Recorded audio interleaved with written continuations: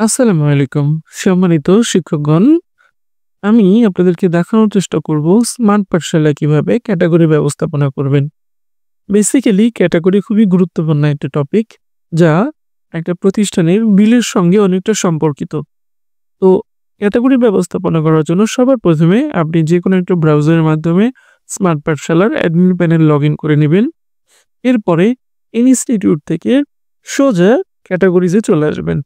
আমি আবারও বলি, ক্যাটেগরি কিন্তু একটা প্রতিষ্ঠানের খুবই গুরুত্বপূর্ণ ব্যবস্থাপনা এবং ক্যাটেগরি ব্যবস্থাপনা মূলত ব্যবহার করা হয় প্রতিষ্ঠানের বিলের ক্ষেত্রে। এটা কেমন আমি একটু স্পষ্টভাবে বলি।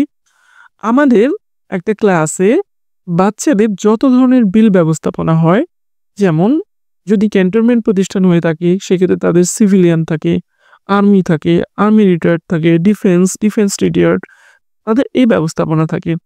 পুলিশের ক্ষেত্রে সিভিল থাকে, সামরিক থাকে, তারপরে রিটায়ারমেন্ট থাকে এবং নরমালি আমাদের যে প্রতিষ্ঠানগুলো থাকে, বেসিক্যালি এমপিওভুক্ত শিক্ষা প্রতিষ্ঠানগুলো, এদের ক্ষেত্রে কিন্তু আমরা অনেক সময় দেখি যে সিভিলিয়ান থাকে, তারপরে টিচার অ্যান্ড স্টাফের স্টুডেন্টরা বা শিক্ষার্থীরা থাকে বা ছেলেমেয়েরা থাকে, তাদের এক ধরনের বিলিং ক্যাটাগরি হয়।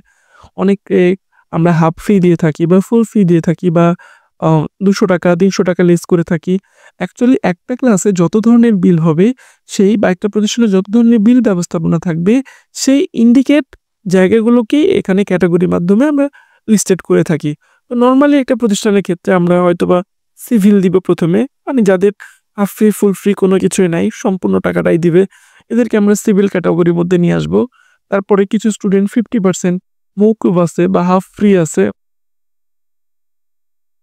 তাদেরকে আমরা হাফ ফ্রি ক্যাটেগরির মধ্যে দিব। যাদের ফুল ফ্রি আছে তাদেরকে আমরা ফুল ফ্রি করে দিব। এভাবে আমার ক্লাসে বা আমার পুরো প্রতিষ্ঠানে যত ধরনের বিলের প্রয়োজন হতে পারে, আমি অনেক ক্ষেত্রে ৳২০০ করে অনেকটা ছাড় দিয়ে থাকি। 200 লেস।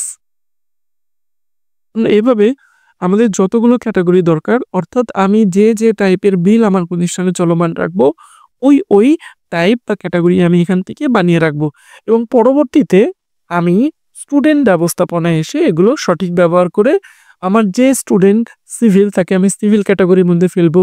যে স্টুডেন্ট আমার হাফ ফি দিবে তাকে আমি হাফ ফি ক্যাটেগরির মধ্যে রাখবো। যে স্টুডেন্টের ফুল ফি থাকবে তাকে ফুল ফি ক্যাটেগরির মধ্যে রাখবো। এটার মাধ্যমে আমি বিলিং এর কার্যকলাপটা করব। তো বেসিক্যালি আমরা এভাবে ক্যাটেগরি ম্যানেজমেন্ট করতে পারি। আমার প্রয়োজনীয় ক্যাটেগরির নাম এখানে দিয়ে এড এ ক্লিক করার সঙ্গে সঙ্গেই বেসিক্যালি আমার ক্যাটেগরি মেইনটেইনস হয়ে যাবে বা নতুন ক্যাটেগরি তৈরি হয়ে যাবে। ধন্যবাদ।